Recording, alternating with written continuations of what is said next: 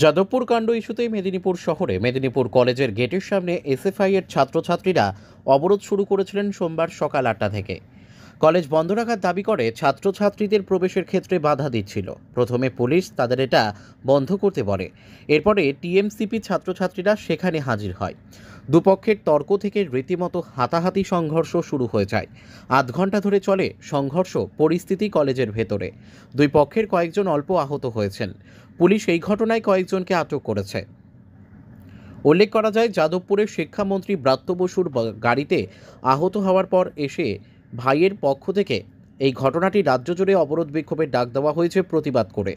উচ্চ মাধ্যমিক পরীক্ষার দিনে এই অবরোধ বিক্ষোভ কোনো রকম প্রভাব হলে প্রয়োজনীয় কড়া ব্যবস্থা নেওয়ার হুঁশিয়ারি দেওয়া হয়েছে পুলিশ প্রশাসনের পক্ষ থেকে। এর মাঝে সোমবার সকাল থেকে মেদিনীপুর কলেজে পঠন পাঠন বন্ধ রাখার দাবিতে এসএফআই এর ছাত্রছাত্রীরা কলেজের গেটে অবরোধ শুরু করে। সমস্ত ছাত্রছাত্রীরা ঢুকতে গেলে তাদের বাধা দেওয়া হয়।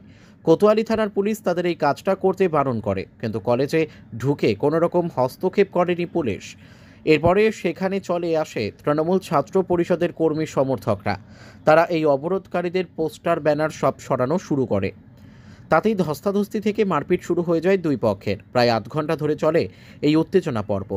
এরই মধ্যে পুলিশ কয়েকজনকে আটক করে নেয়। উত্তেজনা থাকায় সেখানে মোতায়েন করা হয়েছে পুলিশ বাহিনী। ব্যুরো রিপোর্ট, সত্যের সন্ধানে কেশপুর।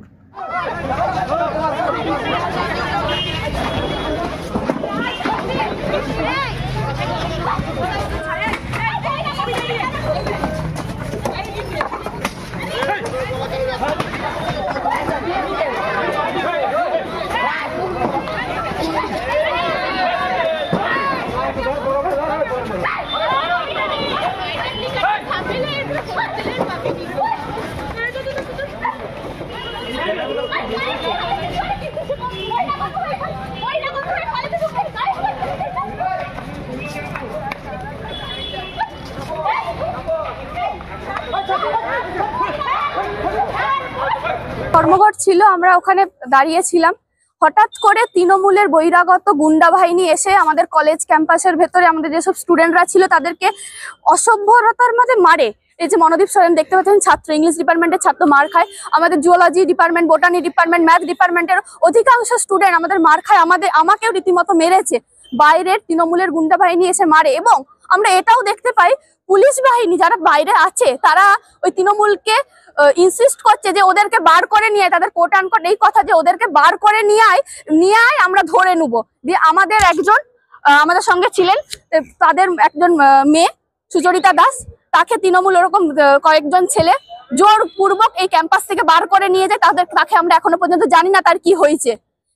আর কলেজ কর্তৃপক্ষ অবশ্যই বহিরাগত, তাদের কোনো আইডি নেই, কোনো আইডি প্রুফ নেই। তারা বাইরে আমাদেরকে রীতিমতো ভাবে মারে।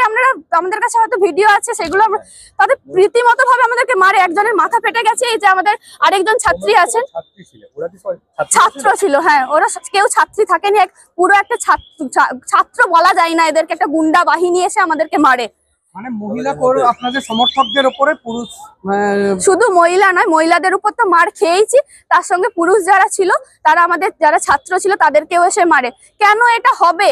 আমরা কলেজের মধ্যে আমরা কি তাহলে নিরাপদ নয়? কলেজের গার্ডরা কোনো কিছু নেই, টিচিং নন টিচিং স্টাফরা দাঁড়িয়ে নীরব দর্শকের ভূমিকা পালন করছে, বাইরে থেকে পুলিশ প্রশাসন নীরব দর্শকের ভূমিকা পালন করছে, কিন্তু তারা এই কথাটা বলছে যে ওদেরকে বার করে নিয়ে আমরা ধরবো।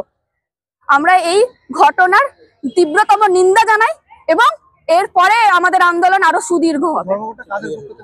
এসএফআই এর পক্ষ থেকে দেখুন, আমরা হচ্ছে ছাত্র বিরোধী কোনো কর্মকাণ্ডে বিশ্বাসী নয়। আমরা ছাত্র স্বার্থে আমরা কাজ করি। পরবর্তী পদক্ষেপ আপনারা দেখতে পাবেন।